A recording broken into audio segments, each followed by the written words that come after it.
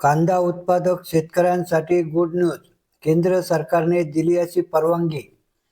नमस्कार मित्रांनो, आपण चॅनलवर नवीन आला असाल तर कृपया चॅनलला सबस्क्राईब करण्यास नम्र विनंती आहे.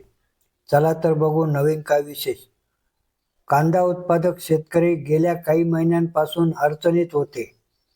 कांदा निर्यातीला केंद्र सरकारने बंदी घातली होती.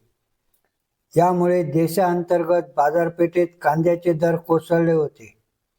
सुरुवातीला ही बंदी 31 मार्च 2024 पर्यंत होती, परंतु त्यात वाढ करण्यात आली आहे.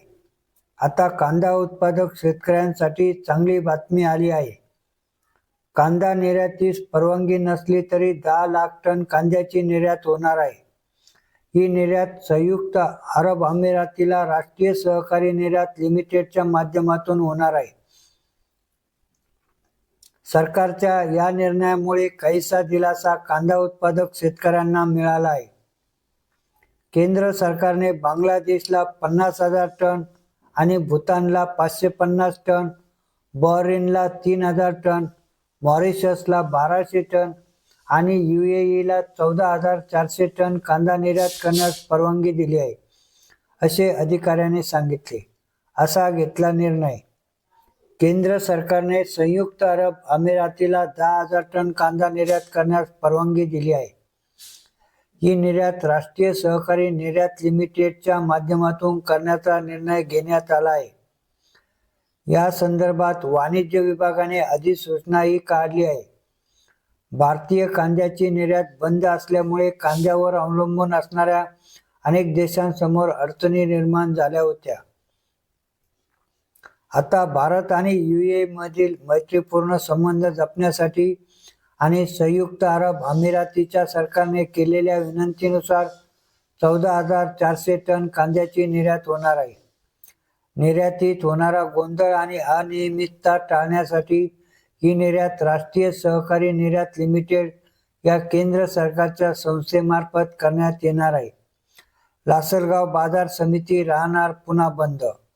नाशिक जिल्ह्यातील व्यापारी वर्गाने 1 एप्रिल 2024 पासून हमाली, तोलाई, वाराई रक्कम शेतकऱ्यांच्या हिशोब पावतीतून कपात न करण्याचा निर्णय घेतला आहे.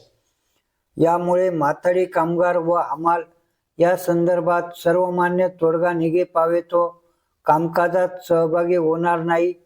पर्यायाने 4 एप्रिल पासून लासलगाव मुख्य बाजार आवारातील कांदा, भुसार व तेलबिया या शेतीमालाचे लिलाव बंद राहणार आहे. असा घडला प्रकार. 2008 पूर्वी हमाली, तोलाई, वाराई ही रक्कम लेवीसह शेतकऱ्यांकडून कपात केली जात होती. पण 2008 मध्ये औरंगाबाद खंडपीठाने फक्त शेतकऱ्यांच्या हिशोब पावतीतून रक्कम कपात करावी असा निर्णय दिला. पण लेवी रक्कम कोणी अदा करावी याबाबत महाराष्ट्र शासनाने खरेदीदारांकडून वसूल करावी असा निर्णय दिला होता. सदर निर्णयाच्या विरुद्ध नाशिक जिल्ह्यातील बाजार समितीचे व्यापारी असोसिएशनने उच्च न्यायालय मुंबई येथे याचिका दाखल केली होती. त्यावर निर्णय देताना न्यायालयाने हमाली, तोलाई, वाराई कामकाज करणाऱ्या माथाडी कामगारांचे मालक कोण याचा निर्णय जिल्हा न्यायालयात लावून घ्यावा असा निर्णय दिला होता. निफाड वरिष्ठ स्तर दिवाणी न्यायालयाने 20/9/2023 रोजी दिलेल्या आदेशाप्रमाणे माथाडी बोर्डाने नाशिक जिल्ह्यातील व्यापाऱ्याकडे थकीत असलेली लेवी व दंडात्मक रक्कम वसुली संदर्भात नोटिसा दिल्या. त्यानुसार व्यापारी वर्गाने असा निर्णय घेतला की 1 एप्रिल 2024 पासून हमाली, तोलाई, वाराई रक्कम शेतकऱ्यांच्या हिशोब पावतीतून कपात करू नये.